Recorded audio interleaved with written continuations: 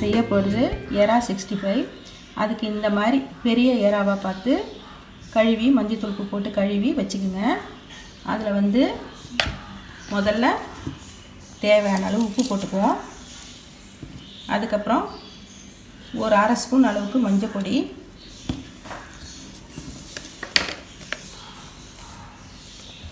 ஒரு spoon cornflour powder,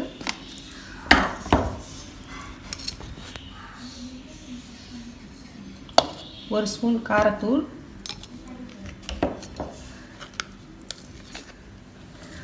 ஒரு spoon இஞ்சி பூண்டு விழுது,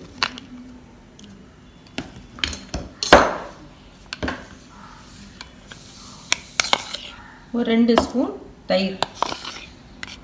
நம்ம கடையில் வாங்கி மசாலா பொடி செய்கிறத விட வீட்டிலே இந்த மாதிரி நம்ம 65 பவுடர் போடாமல் இந்த மாதிரி நம்ம வீட்டிலே ரெடி பண்ணி செய்கிறது ரொம்ப பெஸ்ட்டு.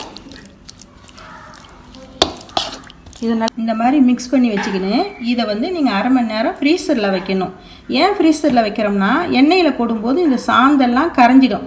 ஃப்ரீசரில் வச்சு எடுத்து போட்டால் கிரிப்பாக இருக்கும், அந்த சாந்தெல்லாம் சேர்ந்து சுவையாக இருக்கும். அதுக்கு தான் இப்போ எறா 65க்கு ஒரு வானலில் எண்ணெயை போட்டு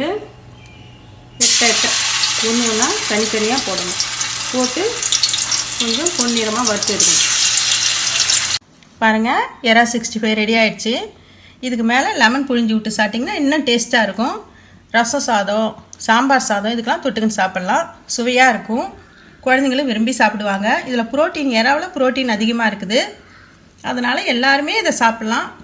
மீண்டும் சுவையான, சுலபமான, ஆரோக்கியமான சமையலோடு உங்களை நான் சந்திக்கிறேன். நன்றி, வணக்கம். உங்களுக்கு இந்த வீடியோ பிடிச்சிருந்ததுன்னா லைக் பண்ணுங்கள், ஷேர் பண்ணுங்கள், சப்ஸ்கிரைப் பண்ணுங்கள், மறக்காம பக்கத்தில் பெல் டச் பண்ணுங்கள்.